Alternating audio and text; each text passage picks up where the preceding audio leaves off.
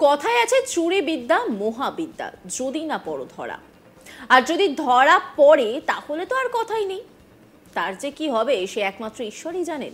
কখনো শুনেছেন যে চুরি বা ডাকাতি করার আগে টিম একেবারে রেডি, কিন্তু তার আগে প্ল্যান চৌপাট করে খপ করে ধরে ফেললো পুলিশ? শোনেননি তো? তবে সম্প্রতি এমন এক ঘটনা সামনে এসেছে।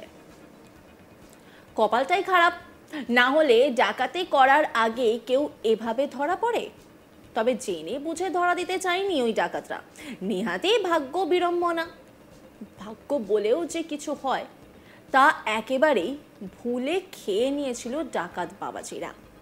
মুর্শিদাবাদের হরিহরপাড়া থানার মামুদপুর ফিল্ড এলাকার ঘটনা।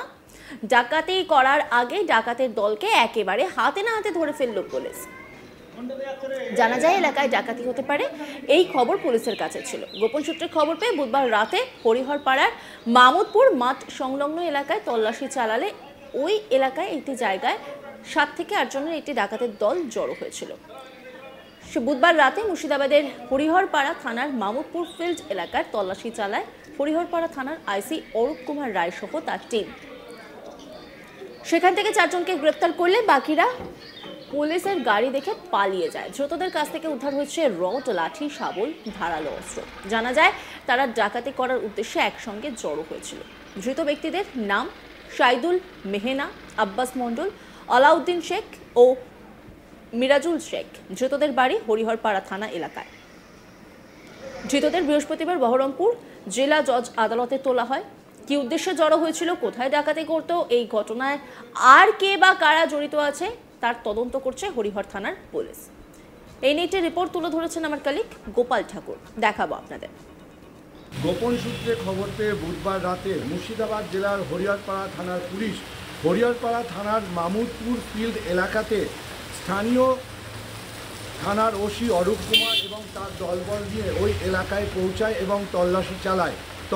তল্লাশি চালালে ওই এলাকা থেকে 4 যুবককে পাকড়াও করে এবং সেই যুবকের কাছ থেকে লোহার রড, শাবল এবং বিভিন্ন অস্ত্রশস্ত্র উদ্ধার হয়। পুলিশ সূত্রে জানা যায় যে ওই এলাকায় ডাকাতি করার উদ্দেশ্যে এই যুবক ওই এলাকাতে জমায়েত হয়েছিল।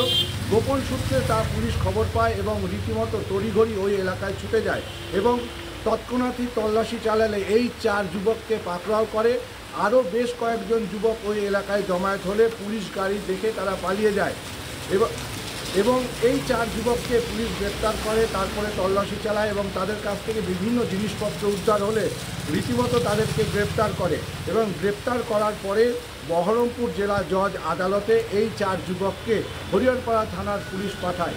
ইতিমধ্যেই হরিহরপাড়ার বিভিন্ন এলাকায় বেশ কয়েকদিন ধরে বিভিন্ন ছিনতাই এবং ডাকাতির ঘটনা সামনে এসেছে, যেখানে দেখা গেছে যে রিভলভার ধরে বিভিন্ন মানুষের কাছে অর্থ ছিনতাই এবং বাড়িতে ডাকাতি এবং চুরির মতো ঘটনা। আর রীতিমতো এই যে বুধবার রাতে যে 4 যুবককে হরিহরপাড়া থানার পুলিশ এবং তার দলবল আটক করেছে, তারপরে গ্রেপ্তার, এই ঘটনায় রীতিমতো পুলিশের সজাগ থাকা এবং ডাকাতির আগে এই ডাকাত দলকে আটক করা নিয়ে স্থানীয় মানুষরা এই পুলিশ অফিসার এবং তার দলবলকে সাধুবাদ জানিয়েছেন।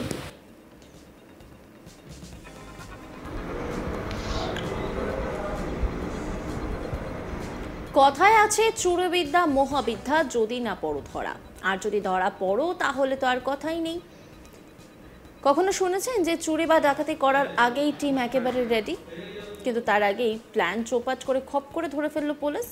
এই ঘটনায় সম্প্রতি ঘটেছে। কপালটাই খারাপ, না হলে ডাকাতি করার আগে কেউ এভাবে ধরা পড়ে। তবে জেনে বুঝে ধরা দিতে চায়নি ওই ডাকাতরা, নেহাতি ভাগ্য বিড়ম্বনা।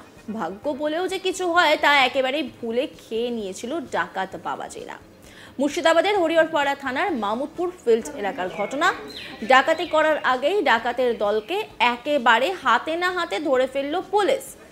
জানা যায় এলাকায় ডাকাতি হতে পারে, এই খবর পুলিশের কাছে আগে থেকেই ছিল।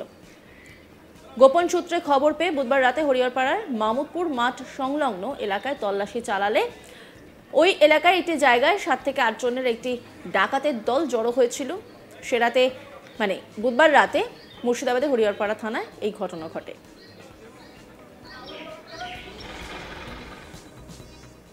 নজর রাখুন আজ তাক বাংলার ইউটিউব স্ট্রিমিংয়ে।